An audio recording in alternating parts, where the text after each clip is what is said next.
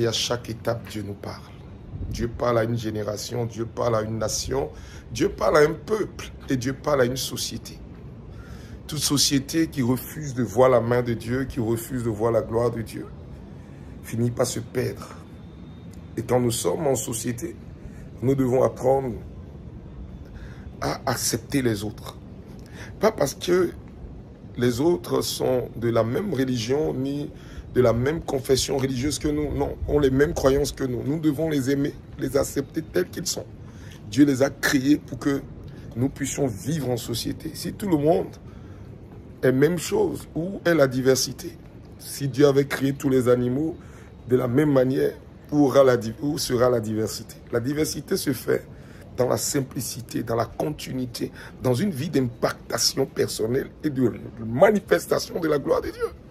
Si nous voulons croire que Dieu nous a sauvés, nous devons croire aussi que Dieu peut sauver les autres et que les autres ne sont pas des diables. Mais qu'est-ce qui se passe? Aujourd'hui, celui que tu as vu et que tu dis qu'il est païen peut devenir un croyant, un puissant croyant demain.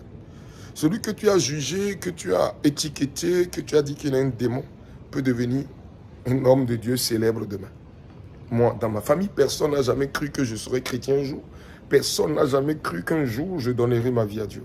En me voyant comme le perdu, comme celui qui n'aimait pas réellement Dieu, celui qui ne croyait pas en Dieu. Mais dans cette famille, c'est celui que Dieu est parti chercher aujourd'hui qui est en face de toi. Pour te dire une chose, la vie a 1000 couleurs. Et à chaque étape, Dieu nous appelle pour accomplir ce pourquoi il nous a appelés.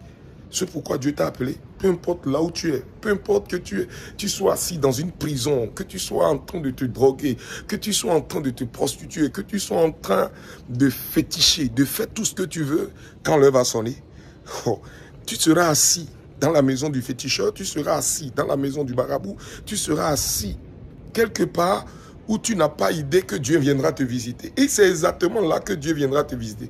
Et quand il te visitera, tu seras choqué de voir que toi qui n'aimais pas Dieu commenceras pas à aimer Dieu.